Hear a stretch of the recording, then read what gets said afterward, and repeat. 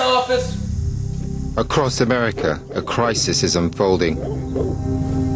Hello? Over 1 million families have lost their homes. I feel like I'm about ready to have a nervous breakdown because I just don't know what to do. The American dream of owning a home has become a nightmare that could plunge the world into recession.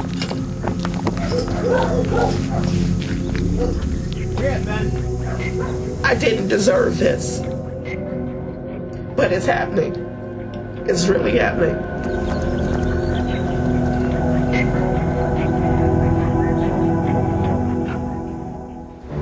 This year, the US is experiencing what could be its worst banking crisis since the Great Depression of the 1930s. The high-flying stock market suddenly came back down to earth today.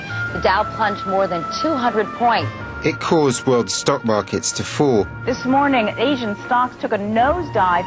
And in Britain, panicked customers queued at Northern Rock Bank to withdraw their savings. The people at the heart of this financial storm aren't bankers or stockbrokers, but families, single mothers, and the elderly.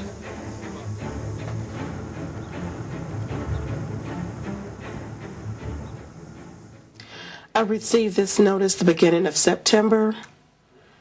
It was plastered to my door. It was bad enough, it broke me down, but I had to do everything to keep my children in control because I really didn't want them to know what was actually being done. You have a good sleep? Eleanor Hall is about to lose her home. She's a single mother with 2 children and took out a mortgage to buy this house 5 years ago. It seemed like an environment that you could raise your children up, being peaceful, still living in the urban setting. It's always been my dream to be in my own home. She has a steady job as a market researcher, and initially she could afford the mortgage payments, leaving her with enough to make repairs on the house. These are new Regency windows. All these new cabinets is what I done. The ceramic tile on the wall, I done that too. Ceiling fans. All that's my work. But after 2 years, her monthly payments went up by 75%. I was under the impression that I had a fixed rate of $625 a month.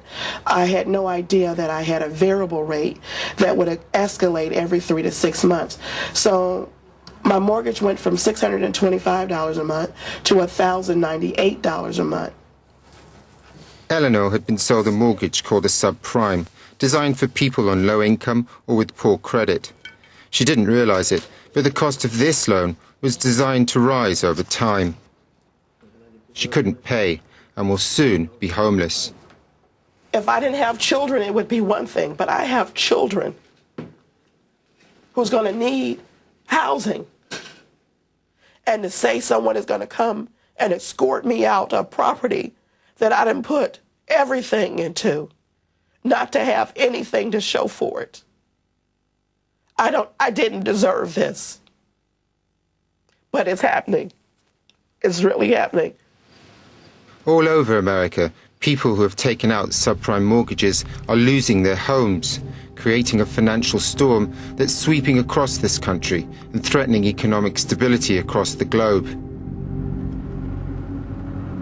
I've come to Cleveland, Ohio, to find out how this crisis started.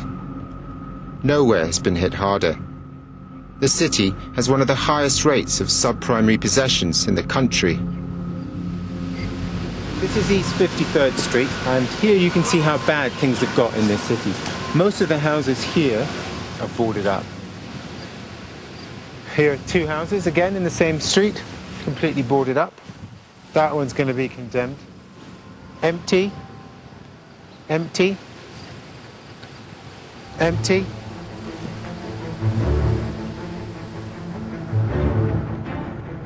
Our government is supporting home ownership because it is good for America. It is good for our families. It is good for our economy. The Bush administration had a vision of increasing home ownership for all and encouraged banks to make mortgages available to low-income families. Since the 1950s, owning a home has been seen as a key part of the American dream. But for millions, this was an unattainable fantasy. Subprimes were easy to get, and if you could afford the high interest rates, you too could live the 1950s dream. But in Cleveland, city officials were becoming concerned as early as 2000. I served for 19 years as a member of the Cleveland City Council, and a number of my colleagues came to me and said, Jim, there's something very wrong here. Jim Rokakis is the treasurer of the city. His officials had noticed that a growing number of houses all over Cleveland were being repossessed. This map shows the cumulative impact of foreclosures in Cleveland, Ohio between 2000 and 2007. It has impacted every neighborhood and every community in this city. And this is a map that took the foreclosures up till about July. We could add probably hundreds of a little additional dots because there have been additional foreclosure filings. Some of the repossessions were happening because Cleveland, once an industrial giant, was in economic decline since the collapse of US manufacturing. Many people were losing their jobs and couldn't pay their mortgages. But the sheer scale of the problem suggested that another factor was influencing the crisis. The sheriff's office, responsible for law enforcement, carries out evictions on a daily basis. When people are home, it just doesn't get any easier. I'll tell you that right now. You guys ready? Let's start this. Get this eviction on the road here.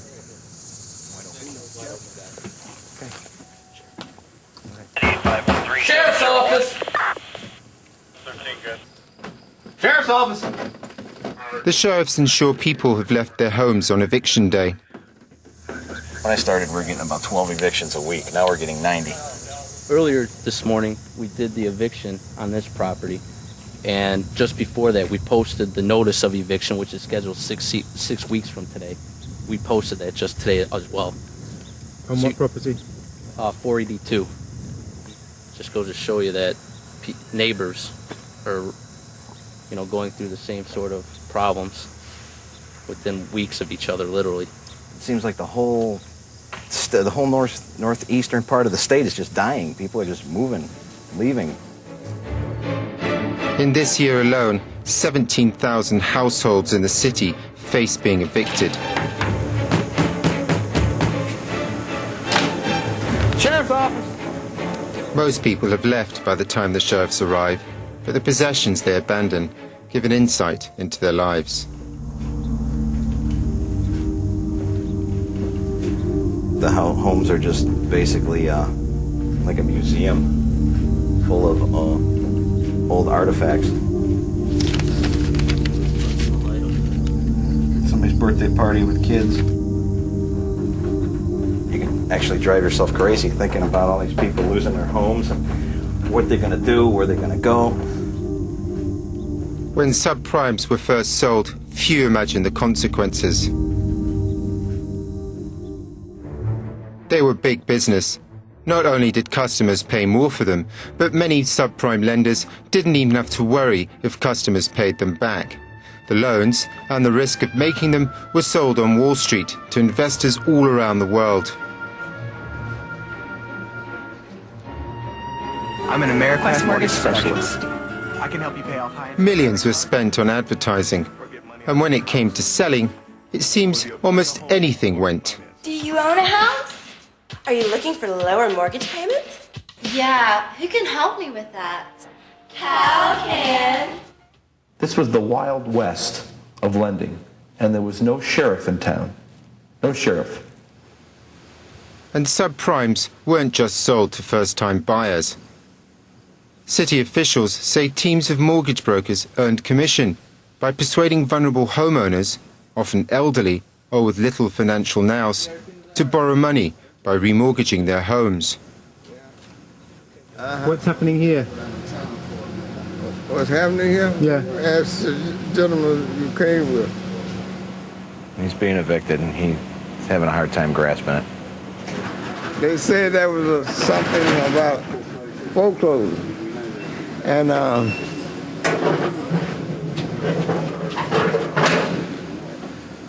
His son and daughter are in there helping right now. Okay. This is crazy. When did you first hear about this? I got a call from one of the sheriffs about 10 o'clock. 10 o'clock. And is your dad living here? What's the situation here? How did it happen? This house was his deceased wife's house. And eventually she took out a loan without his knowledge. None of the family knew either. Eddie McFall's wife, Rose, was retired and housebound when she was sold the subprime loan. The house that's been in the family for generations has now been repossessed. We just gotta make room for him now. I almost feel like an undertaker or something like that, you know, you're throwing these people out. What can you do? Just do my job. Homeowners refinance now at a fixed rate of 5.990. Subprime lenders often advertise low interest rates and low monthly repayments. But these were in fact introductory offers, fixed for a limited time, after which the person's monthly payments would increase. People like Eleanor say they didn't realize this. Most American mortgages have fixed interest rates for the life of the loan. They came out to my job. It was a snowy day, and I was told if I wanted the house, I had to sign then there on the spot. So I just signed hurriedly. Why didn't you check the papers? I was looking for a place for my children and myself, and it was like either you sign or you don't have a home. So I just signed. How do you feel now? I feel stupid. I feel utterly stupid and embarrassed. I was embarrassed to go to someone because I didn't want anyone to know just how stupid I was just to sign because I heard $625. I knew I could afford $625 a month, so I felt secure with that. Some people thought subprimes could be a temporary solution to their financial problems. But the loans only got them into more trouble. This is our kitchen. Marcia Summers and her husband, Arnold, a maintenance technician, are fighting a desperate battle to keep their home. 5 years ago, their old house developed structural failure and had to be torn down. They had to refinance the building of a new home. Marcia's mother, who lives with them, contributed $100,000, and the couple took out a subprime mortgage. How did you get into this loan? We heard it on a commercial. It was on the Christian station. Yeah, it was on the Christian radio station. Basically, it was just that they could help anybody, you know, bad credit. The loan's interest rate, 8.25%, was fixed for 2 years. Their mortgage payments then rose from $800 to more than $1,300. Did you realize it was going to get that much? No. No idea? No. They didn't tell you when you signed the paper? No. They didn't say it was going to go up like that. They just They said said that it could get us into a different loan in a couple of years. Marcia has cancer.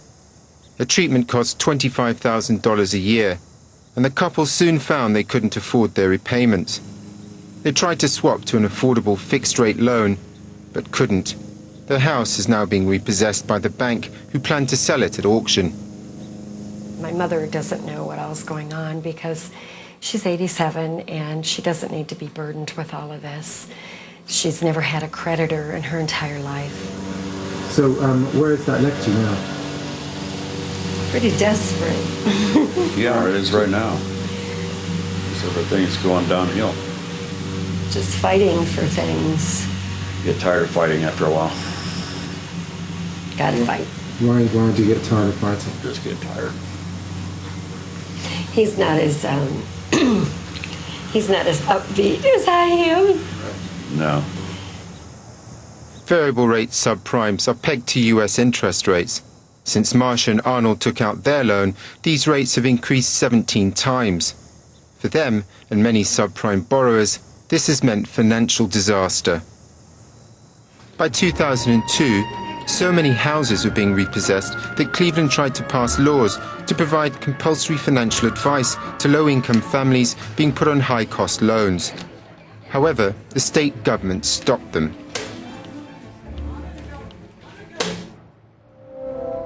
But nationally, the subprime business was booming, and trillions of dollars were being added to property values.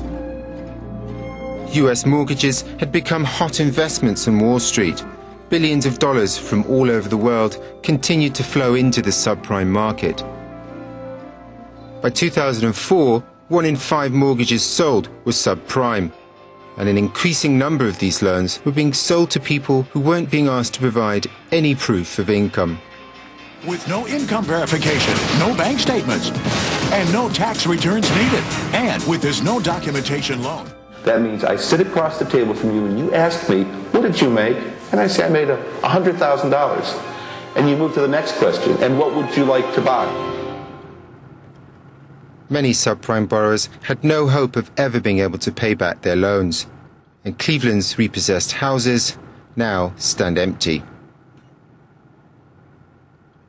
This has truly ripped the hearts out of our neighborhood. It's ripped the hearts out of those who have lived here for a long time. It's been difficult for people who come in and want to make a home and want to raise their family. I have 50 years in my life in this neighborhood, and you can't help but be very sad. Tony Brancatelli is a councillor for Slavic Village. It's the worst hit borough in Cleveland. Gangs and drug addicts have taken over some of the vacant properties. All over Cleveland, crime is rising.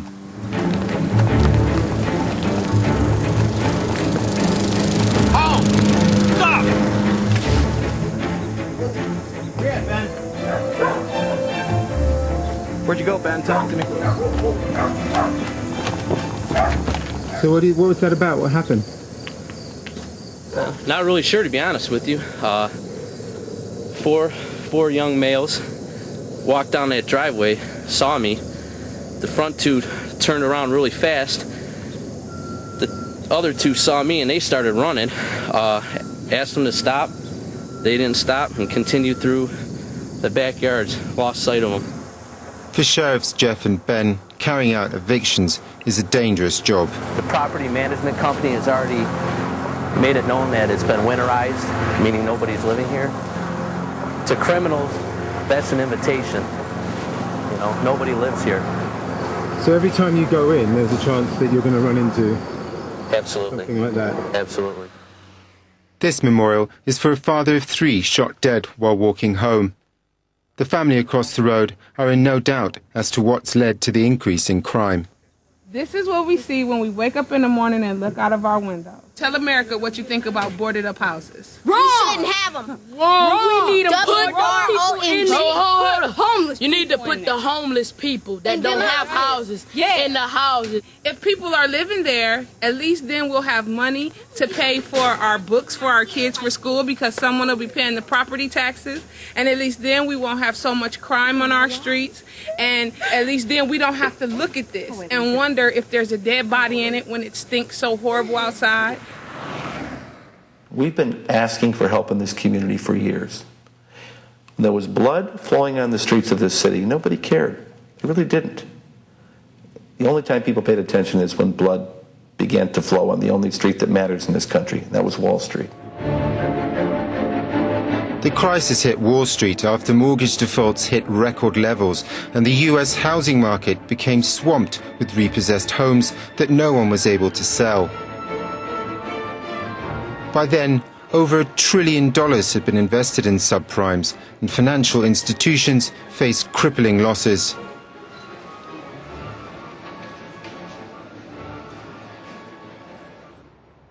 In Cleveland, Marcia Summers has enlisted the help of a radical direct action group called ESOP to try and save her home. I feel like I'm about ready to have a nervous breakdown because I just don't know what to do.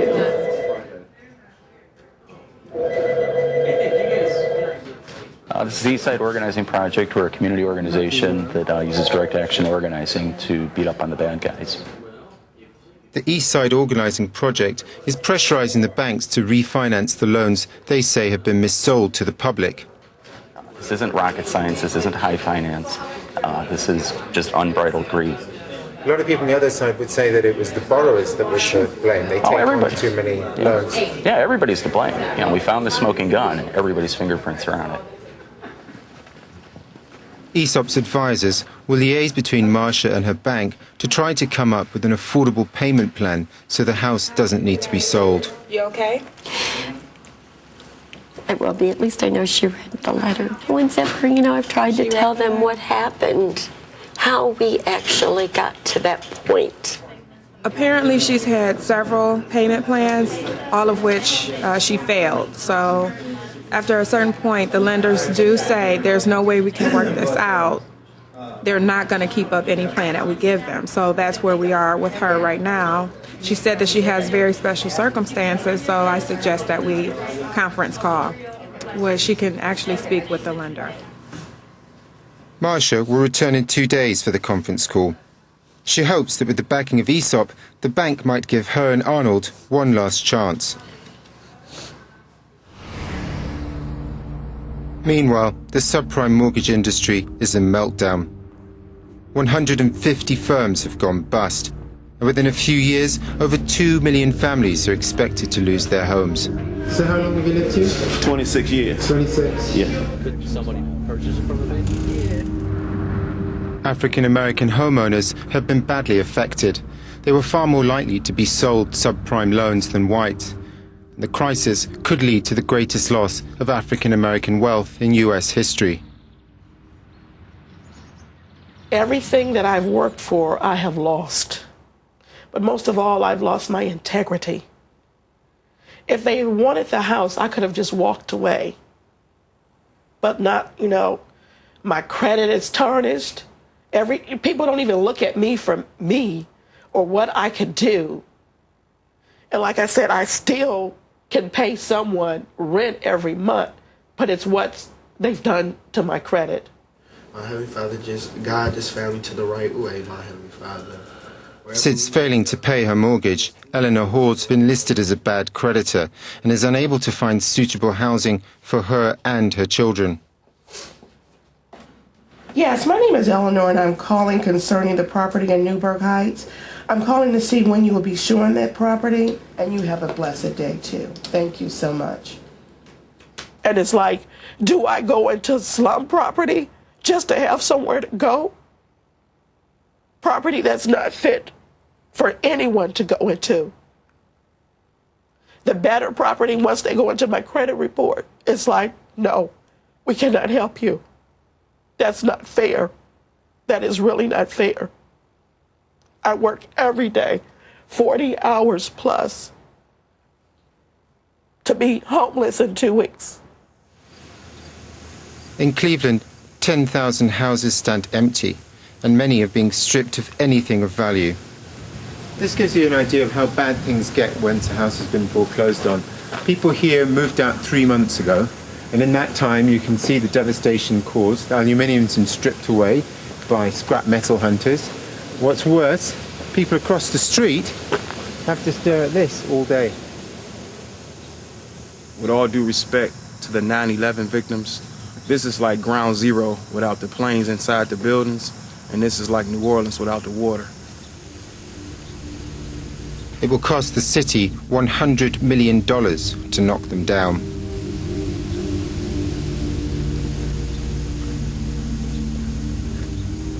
I think the thing that strikes you when you walk down a street like this is just the absolute waste of all of this. These were houses that was many man-hours spent putting them up, and now they're completely gone to ruin and would have to be rebuilt all over again.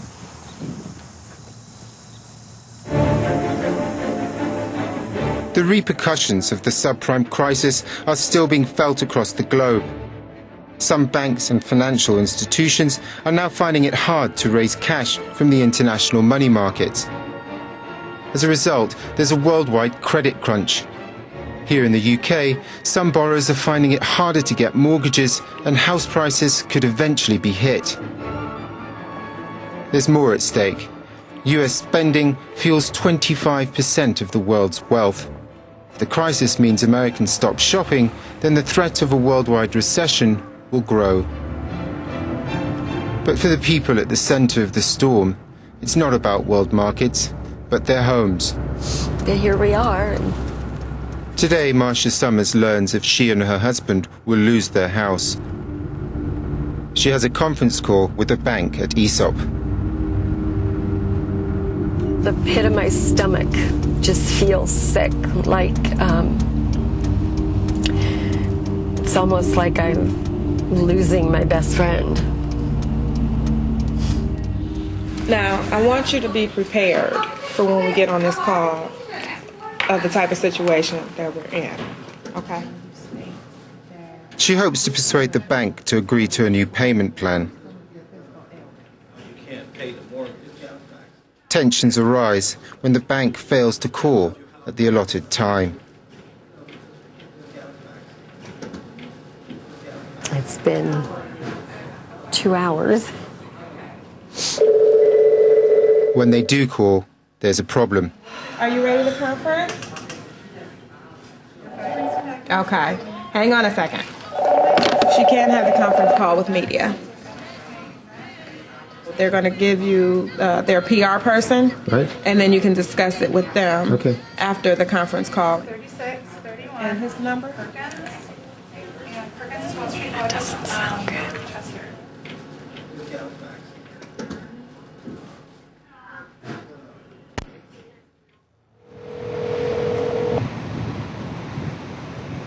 Hello. Hi. Hi. I'm just now leaving. They're going to lower it to right around 900 right now. She was a very nice lady, nothing like those other people I've ever talked to. Very nice. It's good news for Marcia and Arnold. The bank has agreed to lower their repayments. Oh, this means that we'll get to keep our house and I can go back to work and things can get back to normal again. We haven't had anything in a normal life for several years now, so I think this is going to be the beginning of a new life for us. So I'm excited. Minimum bid, $8,000. Do I have a bid? Bid. Meanwhile, at the sheriff's auction, others not so fortunate are having their homes sold by the mortgage lenders. $98,140. For the people of Cleveland, the true cost of this crisis is plain to see.